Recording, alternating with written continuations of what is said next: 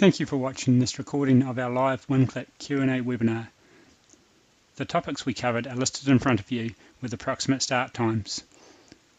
The recording will start shortly.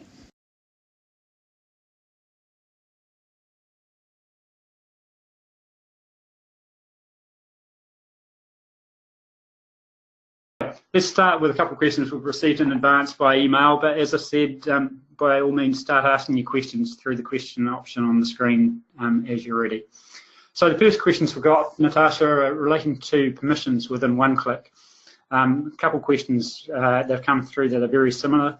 One of those questions is, what is the difference between the permissions within OneClick itself and the permissions within CCH, and which ones take priority over the others? Yeah, so for the moment, OneClick is very much a hybrid product, which means that Central is the master here. It's the master of the data, it's the master of the permissions, and OneClick consumes that information and serves it up on an online browser. So if you do want to manage permissions for OneClick, you will still be very much looking at doing that in Central. So if I go into Central now, the Central permissions sit under File, Maintenance, and then if I were to go into Security, you'll see an option here saying Task Permissions. And what Task Permissions does, I'm sure a lot of people are familiar with this already, but it does allow us to configure certain elements of OneClick and of the things that your employees can do. So if I were to go into and choose the OneClick products in here, you've got all your different employee groups, which you can then choose to give certain permissions to. So for example, within the client area, you can choose here whether this person can delete OneClick for a particular client, whether they can give the client access to OneClick, whether they can resend activation email, a whole host of different permissions which you can control through this area, and that is obviously what will give your employees the permissions to do certain activations and to do certain message and document exchange tasks within OneClick. So, Natasha, relating to that question, one of the people that emailed us in advance, and unfortunately I didn't make notes of the names of the people that emailed us, sorry, but does the team security setup within CCH apply to what the employees can see when they log onto the cloud? And to be more specific on that, the client list that they can see within CCH, is that the same client list they'll see when they log onto the cloud? Yeah, so yes, team security very much takes into effect within OneClick. So for those who are not familiar with team security, I'll just show you where that is set. So if I go into a particular client and then I choose the responsibility, if I were to tick team security, then that means that only the people within this client team in here can see this client. And that very much takes into effect within OneClick as well. So if you go into OneClick, any of the products that you happen to go into, you will see client lists in there. And if there's any clients that you do not have the ability to see because there's team security around that and you are not within that team, you will not see that client within OneClick either. So that very much cascades into OneClick as well. Okay, so also relating to permissions, but this time more relating to passwords. There's a couple of questions that we received relating to passwords. One was about the strength of the password and the reminders for passwords. So if you could just, I know we covered this in the last webinar, but if you could just go back in and show us about how to set the signals, the password strength and reminders, and what applies to clients versus employees, please. Sure, absolutely. So, so if we go into File and we go into Maintenance and we go into OneClick, you should see in here, and I believe it's under the security element, here it is, we have an ability here for you to customize the password that either a client or an employee can set when they're logging into OneClick. So obviously to log into OneClick, you need a username, you need a password, and the parameters of that password is very much configured through here. Now, this does this does relate to both the client and to the employee.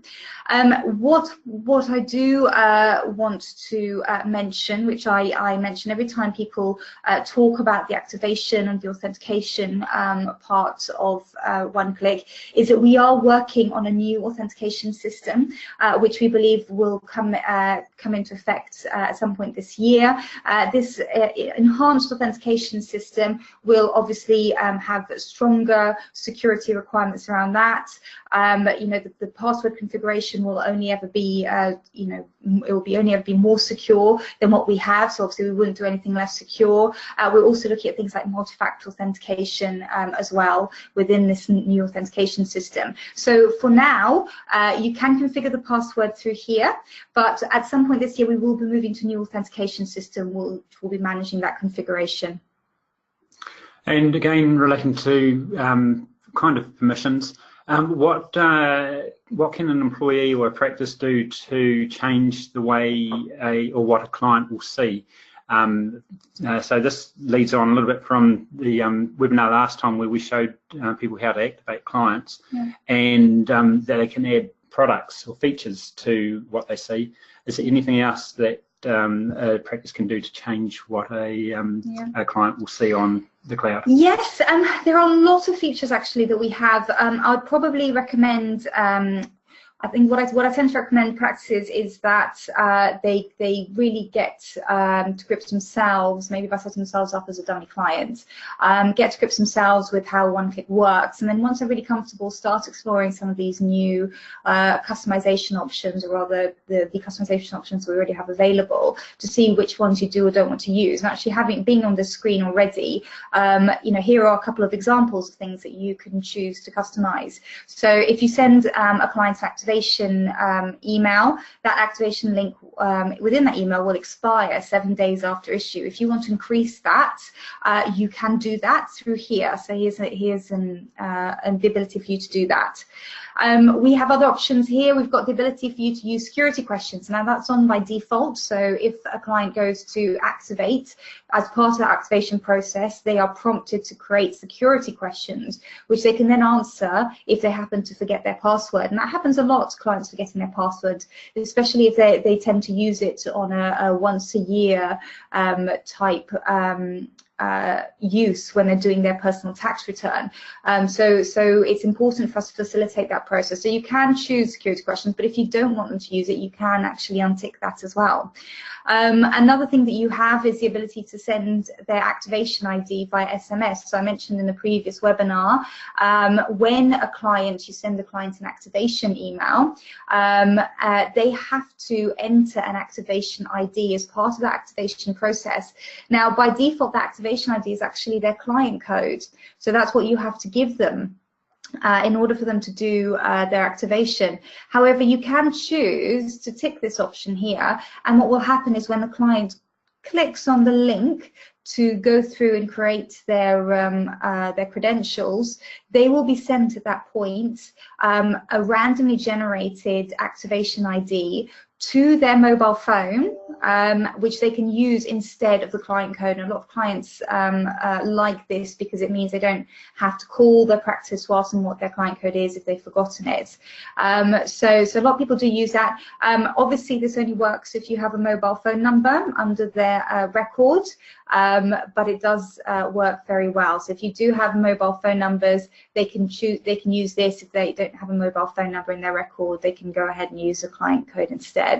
Another option here, you've got the ability to enforce a document view before approval. So if you were to tick this, when a client goes to approve a document within the messages and documents area, they will be made to open that document before they can press approve, and that stops the client from just pressing approve without having actually read the document. So it does force them to read it. Obviously, we can't actually physically force them to ingest that information, but at least it forces them to have physically open that document before clicking approve. So, you know, again, a lot of people can choose to use that option as well. So it's a few ways that you can customize the system. And you mentioned as well, you know, the one-click features. I think I did mention this in the previous webinar we did. But if you do want to add new features to a client, you can go ahead and click that under one-click features. We've actually enabled all our features, but otherwise you have a list of the features available in here, and you can choose to select them and bring them into here. Now, for the moment, I think messages and documents is what everyone's really interested in, but as we build more and more features for the client, you know, keep an eye on this area here. If you do ever have any features that you want to enable for your client, you know, this is where you do it. And one of those features on your screen just then was digital data request, which is something we'll cover in the next webinar in 2 weeks' time. That's right, yes. Another question leading on from last month's webinar was you touched briefly on swim lanes in the last webinar, but you didn't have that set up to demonstrate. Have you got that set up that we can explain what that is? I do, yes. And I think I remember last time I had set up a client and then promptly reset his password.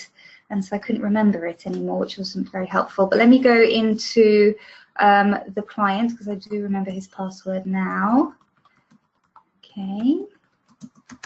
So I've gone into a client now, and this client should have two what we call swim lanes underneath his messages and documents area. So what that means is that this particular client, Tony Stark, he does work for himself, who is Tony Stark. So obviously he's answering his own personal tax returns. If you happen to do personal tax work for Tony, you'll be wanting to publish personal tax information up, and that should go into his own client account.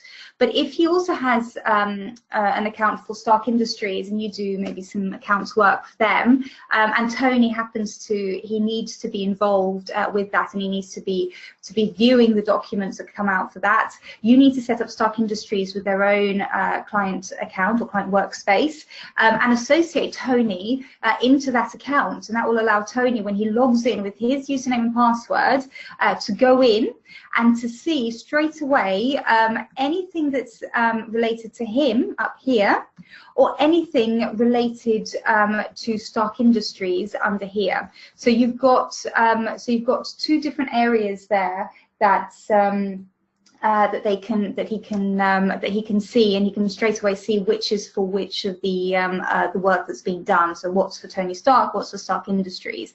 And I think what's also worth mentioning is we've spoken a lot about how you know, if you send something to someone who happens to be, if you have a client workspace and you have several contacts within that client workspace and you want to send some documentation, but you need to send documentation just to one person, or just to one of the contacts, and you don't want another contact within that workspace to see it, can you do that? And the answer is yes, you can do that. And the way that you do that, I'll show you this now. So I did set up an example earlier for this. If we look here, we've got the account Stark Industries, okay? So Stark Industries has, under his associated contacts, he's got two directors. He's got Tony Stark and he's got Pepper Potts. So there are two people there that work on the Stark Industries account. Now, if you want to send a message, which I did earlier, I created this message here, which I sent only to the contact Pepper Potts. I did not send it to Tony Stark, and it has information on there that I do not want Tony to see.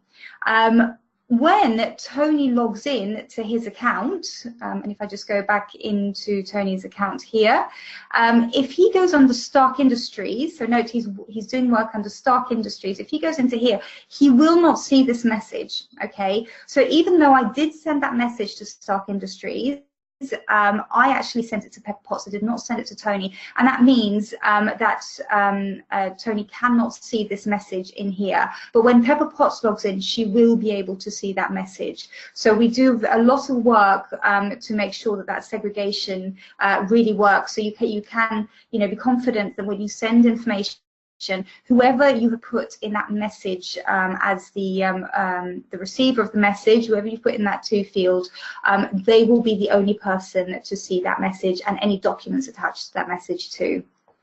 Okay, so that brings us on to another question that we received via email, and someone, Lecraj, has just asked a very similar question live as well, and that is, the original question from email was, I accidentally sent the message to the wrong director. You know how sometimes when you go to send an email, the moment you hit send, you realise you selected the wrong person. Yeah. So the question that we received last week by email was, the moment I hit send, I realised I had messaged director number 2 and it should have gone to director number 1.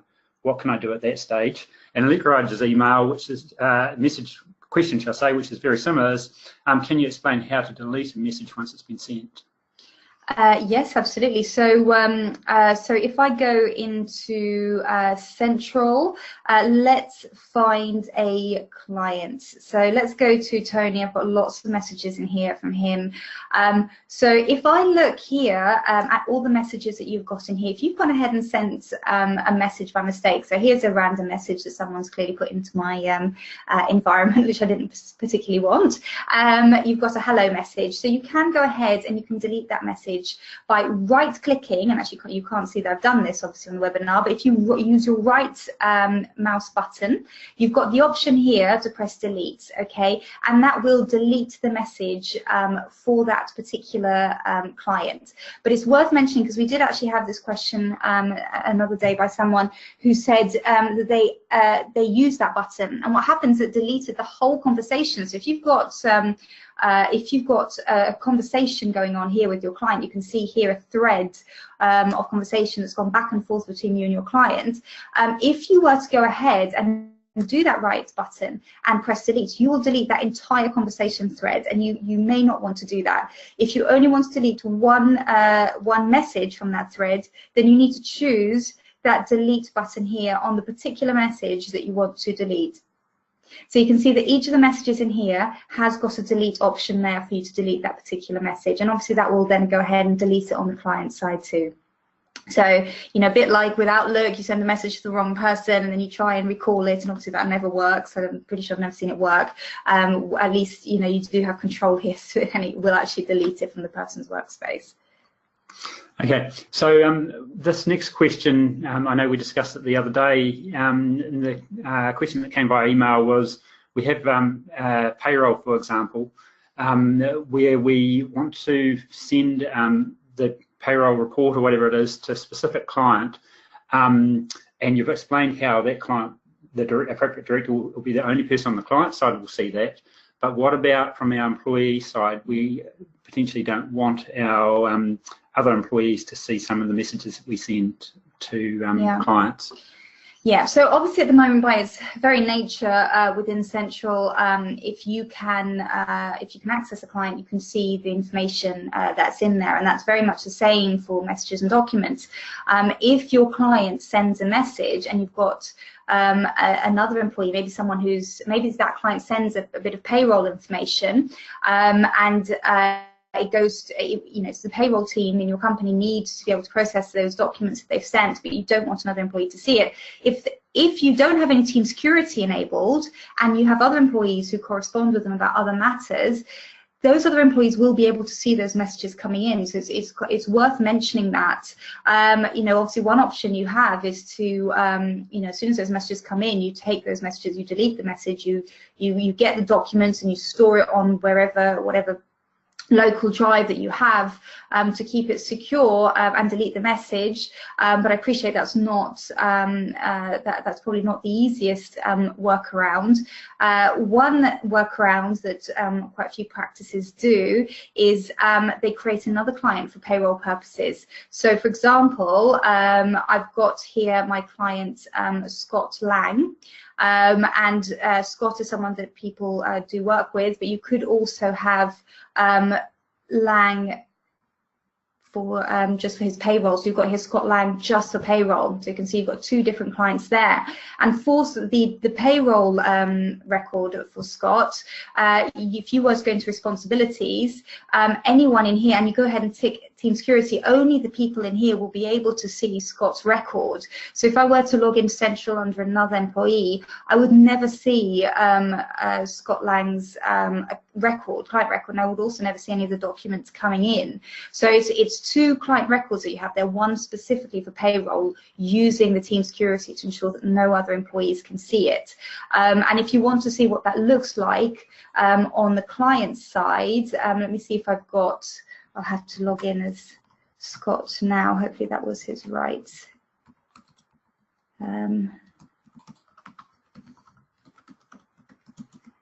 Okay, great. So if I go in as Scott now, okay, I can see here two swim lanes, and the reason for that is that what I have done is that I got Scott Lang, the client, and I made him an associated contact of Scott Lang payroll. And what that means is that when Scott Lang logs in with his username and password, he can see both his own account and messages sent from all the employees within the business, and then he can see a dedicated payroll swim lane, which is just for messages that he'll receive and he will be sending to payroll. So that's a way of segregating that information and making sure that other employees in the business don't see it. And it's also probably worth mentioning as well, I may have mentioned this in the previous webinar, but when you do, if you do choose to do this, when you activate Scott Lang payroll, you don't have to enter an email address for him. Leave the email address field blank, because you'll already have Scott Lang's email address under his client record. So leave his email address blank, just associate that original Scott Lang record under associated, and when you go to activate Scott Lang, the system will see that there is no email address under the payroll record, and you can choose to activate it under this record here. So that means that Scott Lang will log in with one username and password, and he won't have to go in with different credentials. So that's the workaround that we have at the moment that a lot of practices use. We are, however, looking into a way of segregating that information off an existing client record and having private folders or something that will allow a client to send information to only specific employees that other employees cannot see. But you know, we're still in design mode on that. So for the time being, I'd probably recommend that people use this workaround. Okay, I've got two questions from Lekraj. One related to what you've just discussed there, so I might ask that now, and then the other related to your question you answered a few moments ago. So he has asked, if a client changes their email, so we just talked about different clients here have different email addresses. If a client changes the email address, how do we update that in Central, and what does that do to the client's user login credentials? Yeah, so if a client changes their email, they'll need to tell you. They can't update it themselves in OneClick, because we do keep that information very sacrosanct. You know, there is a whole process, due diligence around updating client information. They will need to advise you of that, and you will need to update it here under the addresses area. So you know, go into addresses, go to the email field, and you can change it in there. And the one thing that's worth mentioning is that if you change that employee's email address, the new email address that you have, that you enter, will be the username for them to access OneClick going forward. So it is worth mentioning that they will need to use the updated email address going forward for their username when accessing OneClick. Likraj's other question was, going back to where you were talking about being able to delete a message. Can you undelete the message if you deleted it accidentally? I think the short answer to that is no. You can't undelete the message, so you would need to resend it. Yeah. Okay. So now this is another one that came through by email last week. It's a fairly long question, but basically the client says, I have a lot of tax jobs where they're so small that we don't actually have a partner linked to them. And in your webinar last month, you said that to activate a client in OneClick, we have to have a partner activated for OneClick linked to that client. Now, our concern, or I'm paraphrasing the email, basically says, our concern is that we don't want the client then messaging the partner. Can you tell us how we can avoid this? Yes, so we do have, obviously you do have the need to enter a partner in here. And I think actually we were speaking about this, Richard, last week, about how to, about workaround for this.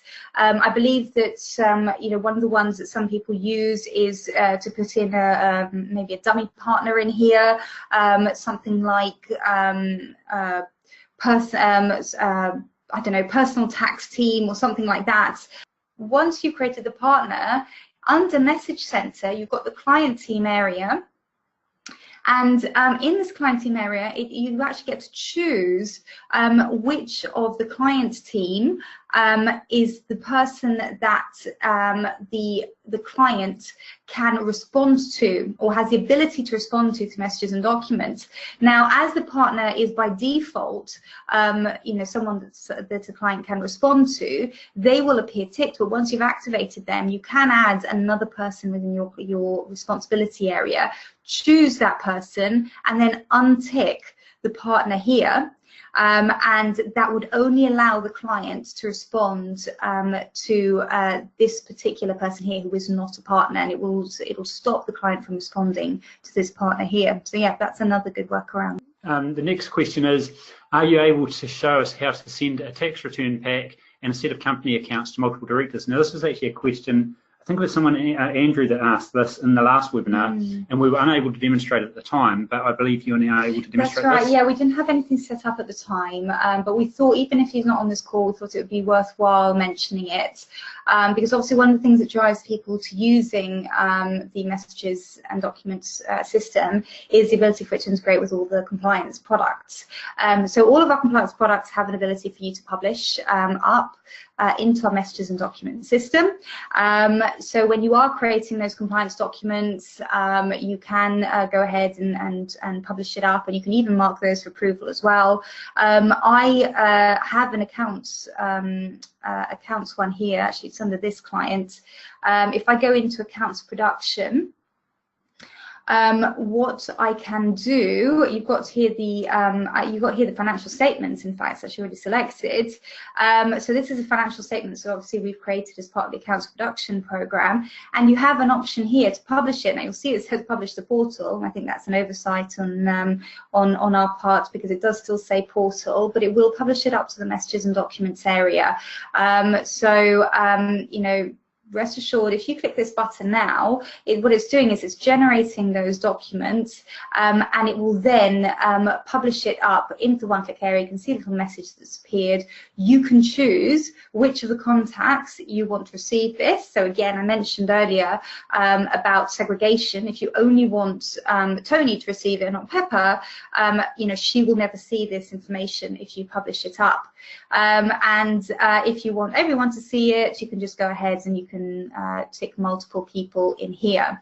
On that point, I can go ahead and I can send it for approval. Oh, I can actually see that's a question, isn't it, coming up? It's a very next question, yes. Actually. Okay, well, let's do that then. Can I just point out also that one of the benefits of doing this is that while you could still potentially make a mistake and send it to the wrong director in the company, you can't accidentally go and send it to the wrong client altogether, because you are publishing this from within OneClick. The only contacts that were listed there were the contacts for that particular client. So there's no way you could accidentally send client A's tax return to client B, for instance. Yeah, that's absolutely right. Okay, cool. So you've got the ability here to attach straight up from accounts production. I've added in the people that I'm sending it to. I've added in a header. Actually, I do also have to write something in the message. Please see your account. Okay, and I can go ahead and I can. When I go into the attachment, I can actually choose the requires approval button here. Now, One thing to bear in mind is this is automatically filed under the Accounts 2019 folder. If you go ahead and attach a document, just a document from your local machine, then the default will be the shared folder. But you need, if you are going to set a document to be approved, you need to file that document, okay, into a folder, because it allows you to file it into DM afterwards. So you need to choose a folder. So you can't, any document that needs to be approved cannot sit under the shared folder. It needs to be changed here and put under a corresponding folder. So in this case, it's already under accounts. I can go ahead and I can choose. You can see that I can't choose this contact because this contact wasn't in my my to list. But I can choose one of my others, and I can say who of these people has to approve it. I could even add both of them if I wanted to. And once I've added both of them, I can choose whether all of those people in there has to approve it in order for that document to be formally approved. Or I can choose if any of those users can approve it. So first past the post, one person approves it and it's considered approved. So in this case, I'll just do that just to make my life a bit simpler. And I need to then press OK. So that being done, I can just go ahead and I can press send, and that document is going to then be sent. I don't know why this information has popped up. That is then going to go and be sent to Tony and to Pepper for them to be able to approve it. And obviously remembering that both of them being on there, they can both see that message. So that being done, if we pop into Tony's messages, is this it? So we have to see if it's come through already, because it's been quite a large accounts document, so this might take a few minutes for the service to send. But let's see if it's gone through. No, it hasn't gone through, unfortunately. I can try and create another one though. Maybe I can create a small document and we can do it through there, because that one might take a while. So if I go into my client Tony Stark and I go ahead and I create a document, and I'll choose Tony as my victim. And let's just create a little attachment for him, and I can go ahead, and this time I'm going to be browsing off my my computer. So again, you can see that folder here. So you can see that that folder here is defaulting to the shared folder, and I don't want that. I need it to be under another folder, otherwise I cannot send it for approval. So, you know, again, worth mentioning that. So you need to change the folder here into another folder that isn't the shared one. I'm going to choose Tony. Again, you can see he's the only one I have an option to send it to, because the other contacts are not within that message. And then I'm going to head and press OK, and I have to just say something in here, and I can go ahead and press send, and then that message has been sent, and you can see that that message has gone through in here. So these are the two ones that we created earlier that needs to be approved. And so again, you've got Tony and you've got Pepper in this one. You have Tony on the other one. So obviously Pepper can't see the other one, but she can see this one. And you can go ahead and you can tick on the attachments here, and you can choose to approve or reject that. Now, if I go ahead and press approve, then I am going to be made to enter my password, and this confirms my my identity. So here we go. If I go into here, you could see a little message that said documents approved. You can also see actually a little bubble at the bottom, and this tells you when you've got an outstanding message that you haven't seen, and in this case that message is that someone has approved that document. So you can see that in here. Another thing that's worth mentioning is this documents area, because a lot of people haven't noticed this documents area up here. When you're in the message center for Tony, you've got a documents area up here, which when you go in, it will give you a bit of a summary of your documents. It'll tell you any documents that have been pending approval, all your documents that have been approved for this client. So you can have a quick glance here to see if there are any documents that haven't been approved yet. Another thing you can do within here is that you can actually choose if there are any documents that you want to file into DM, or if you want to save it to your local disk, you can do that. You can do that individually, or you can do it in bulk. You can go ahead and you can save it to disk in here as well, or you can save it to DM. I won't won't do that here because I actually don't have a DM license on this particular machine. But you can go ahead and you can save that to that. And I have had a few people asking me that who didn't realise that you could do that. So that's another thing that's worth mentioning as well. Are there any plans to have DocuSign or EchoSign incorporated into the system for signing tax returns and accounts, as banks still require to see a physical signature on company accounts? Yes, and we do get asked that. However, we don't get asked that actually as much as I would have expected. I would have thought more people would have asked. They do, but every now and again we do get asked that question. We do have plans in the roadmap to integrate, not necessarily with those providers, but we as a business, we have a third-party product which allows signing, e-signing specifically, and we have, as part of our roadmap, we are going to be looking into integrating digital signatures into the approval process.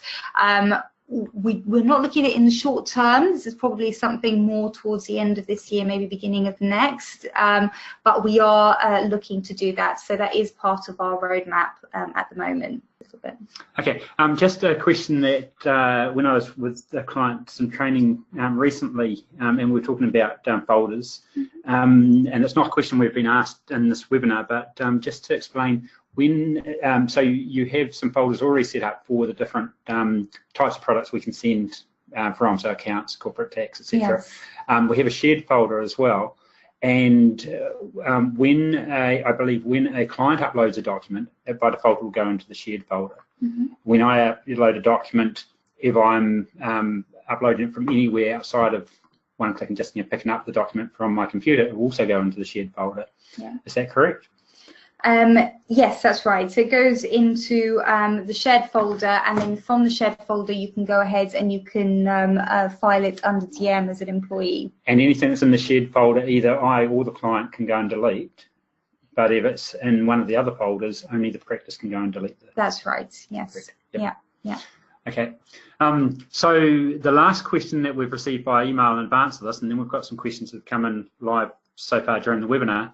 The last question is, can you show me how Practice Mobile works? Yeah, sure, absolutely. I'll do a whistle-stop tour though, so we don't take, because obviously it could take a while.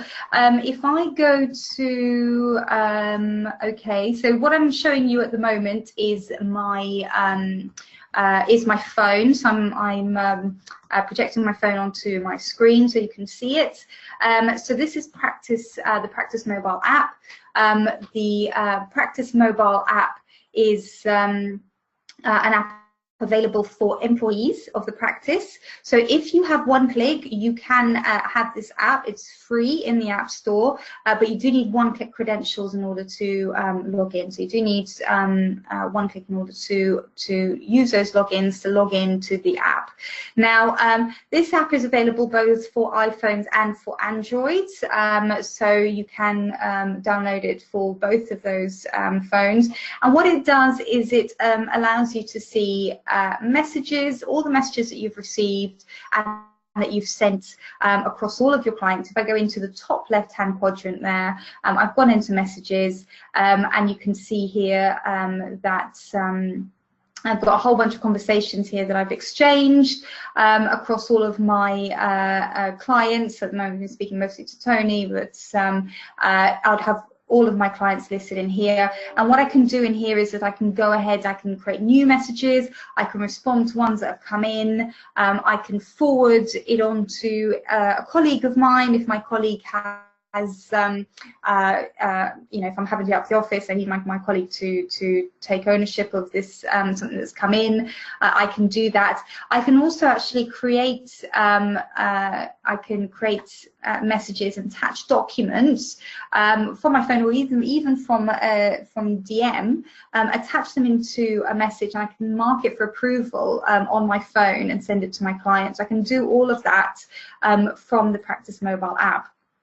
Now, on the bottom left-hand quadrant, we've got the contact area. If I go into that, what you're going to see here is you're going to be able to see all of your client records from Central on here. Now, obviously, it wouldn't be feasible for us to show them all as one long list on your phone. So what it does show you is it shows you your most recently accessed clients in here, and you can go ahead, and if I go into Tony Stark again, I can see his client record, I can see his email address, his phone number, any associated contacts that he might have, but also I can see members of his client team, so it's a button in the middle, so those are the people who work on his account. And I can also see any documents that are related to him as well, and that's coming from DM, and also any messages that I've exchanged with him as well. So you can see all the messages in here, so I can just dive into those. And if I happen to be on my way to see Tony, I'm out and about on the street, I can actually choose just pop, just call him if I need to, or if I need his email, his address, I can see that on there as well. So that's the contacts area. And then we also have a documents area on the bottom right, and that's actually showing you all your documents from DM. Now, again, it will be a lot more useful for you to search for particular documents in UC rather than scroll across all your documents. So you can search for documents in here, and there's also a little button, you can't see it because it's hiding under that my little sharing icon, but it's an advanced filter function which allows you to filter by particular documents. So that is the bulk of the features in the Practice Mobile app. We do have a tasks area, but we're still working on this one. The idea being that you're going to have the tasks coming up across all of your clients. You'll be able to see if there's anything upcoming that you need to work on. So again, that's a Practice Mobile app. Is available on the App Store and the Play Store. If you want to download that and you've got OneClick, then you can go ahead and do that. There is an additional charge for this app. And that's available for both Android and iOS? Yes, that's right, and Android and iOS. So we've got two questions related to apps that have come through this afternoon. First one is, do you know when the iPhone app will be available for clients to access the message center? And the second, because they're probably similar answers, is when is the time frame for the digital data review, I think it's a digital data request, on the iOS? Yeah, so so iPhone app for clients to access their messages. We are looking into creating an actual native app for our messaging, our collaboration area. Obviously, we've got one for the employees, so we are looking at creating one for the clients. We may look at integrating it with the existing digital data request app, which we already have clients. But to be honest, at the moment, it's not looking at like it's a short term. It's looking like something potentially that we'll start looking at next year. Now. The message center is mobile responsive, so a client can access it on a mobile phone. I think we understand that the login screen doesn't look fantastic on a mobile. I think you have to kind of pinch and zoom a bit, but once you're through that login page, the rest of it is very responsive. Again, we are working on a new activation authentication system, which will most likely replace the login screen anyway. Now, the message and documents area, like I said, is mobile responsive. We have heard a few people had some issues with iOS versions that were very old. So if they had an iPad or an iPhone that ran off iOS 8 or something like that, it was the resolution wasn't great. We don't support those versions, to be honest. So if your clients are having issues with accessing it on an iPhone, it might be because of that.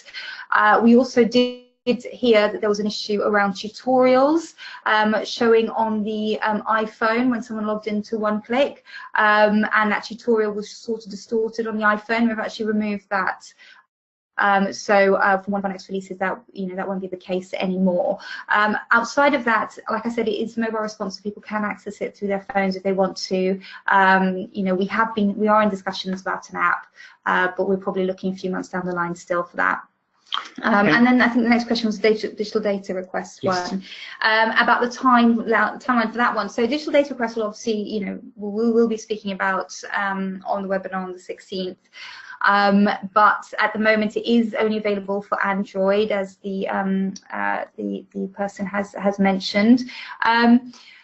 We are looking to do the iPhone version. Again, it's a few months down the line, because what we're working on at the moment is to create it in a browser. So that is the first thing that we are working on before we create it for an iPhone. So we created it on an Android as a proof of concept, because you know, using mobile phones is great for taking photos, supporting documentations, etc. And Androids are very quick and easy applications for us to push out to the market, whereas iPhones, you know, there's a lot more restrictions around the user interface, etc., that you need in order to be able to get it through the Apple Store.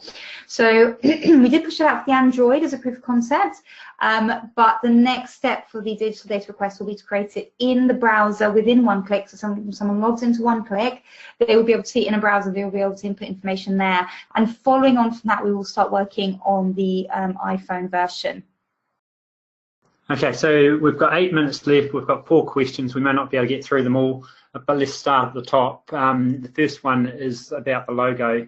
The person who asked the question said that when they resized the logo, it didn't look great. Have you got any tips on what they can do? So we have, so I know that we, when we released this, we were told of a specific resolution that was the best sizing for logos, but it looks like that wasn't the right one, and we've updated our wording around this. You know, we have updated the wording. Apologies, we did go out with the wrong sizing, that we were given incorrect information. So, you know, choose the correct wording, which will be appearing on the bottom of your screen, and you know, that should improve matters. It's worth mentioning that, you know, we integrated the messages and documents area, which is portal, with OneClick. So they do operate on different resolutions, but if you use a resolution that we suggest, then it should work okay for both OneClick and for the messages and documents area, which is why you sometimes might see that it looks good on one and not on the other. It's because they were different products that we integrated together. Now, you know, again, just, you know, use that resolution and you should be okay going forward. Now, Amy asked a question, whose job is to monitor the message tracker with the green and red dots? So maybe you can just go into the message tracker so people can see what that is. Yeah, sure, absolutely. And people should look at the message tracker. It's, you know, sometimes people say that the messages, you know, have been sent. This is definitely your first port of call in order to see if there is a problem or not. Now, you know, green blobs indicate a very kind of healthy looking message tracker, because it means that your messages are going through okay. A red blob would indicate that at that point in time something went wrong. Now, you know, it might be a case if it's red that you could go ahead and you could right click. So I press my right mouse button, which is what's brought up this message, and I can press resend message. And I would always ask people to try that the first instance, because sometimes it was something that just happened at that point in time with your system, and it stopped the message from going out. So if you just right click and press resend message, a lot of the times that will help. If it doesn't, you know, obviously you will need to raise a support call. We do have a bit of blurb in here, which would allow you to see information on error messages, etc., and we'll probably look at those, but they're not, you know, they're a bit more kind of technical, so we probably need to get our support team to look into that. So that's if you've got a red blob. If you've got the grey blob of doom, as I call it, that normally means, go away, that normally means that you have your message service is not running. Now, the message service is something that that is sitting on your servers when you went ahead and someone installed Central on the services, and it's what's used to process the messages and to push them out. Okay, this has to be running in order for the message in order for the messages to be sent out. And 9 times out of 10, if you've got a grey blob, it's because your message service is not working. So what I would suggest is if you know where your message service is, you just right click on that and press restart. If you don't, you need to speak to IT, get them to do that. It has to be done on your site because it will be sitting on your own servers, and see if that kickstarts the system, because that normally works. So I have received feedback that it would be good to have client names on here if you don't want to have to look at the time and you want to quickly sort out by client name if you know that the client has told you that he hasn't received a particular message. So I'm going to be looking at as future developments to add client name in there to make it easier to filter. But that is a message tracker, and it's just a way of keeping, ensuring that everything's running smoothly with your system. Okay. Okay, so we're at the stage where we have to call it a day. It's almost 3 o'clock. There's 3 or 4 questions that we haven't covered, unfortunately, but we'll come back to those individual people directly. I just want to finish off by making sure you're all aware where you can find the OneClick Resource Centre and the knowledge base. So on screen now you will see what you would see if you were logged into OneClick on the cloud, and you've got a support button down the bottom. And if you click on that, which Natasha will do now, that will take you to our website, and you can then from there access up in the top right in the menu the OneClick Resource Centre, or the larger icon to go into the knowledge base. The knowledge base, if you've not visited it for a week or 2, has now got a lot more articles, and there are articles being added on a daily basis to that. And the Resource Centre, I think, is also continuing to be updated, but already has a lot of information, including videos. If you haven't already watched them, there's a few videos on there as well that may be of use. And if you click to the last slide, please. Just a reminder that on the 16th, in 2 weeks' time, 2 o'clock in the afternoon, we'll be running another OneClick webinar. This time it'll be everything that we haven't covered today. So things like the digital tax account, open integration, digital data requests, and other aspects of OneClick that are not related to documents and messaging. So please come and join us again in 2 weeks' time. If you haven't registered already, there is a link in the email that we sent inviting you to this webinar that you can click on to register for that next webinar. And when we send this video out, we'll also put a link to that webinar as well. So thank you for your time this afternoon, and I think that covers everything. Thank you. Thank you. Bye.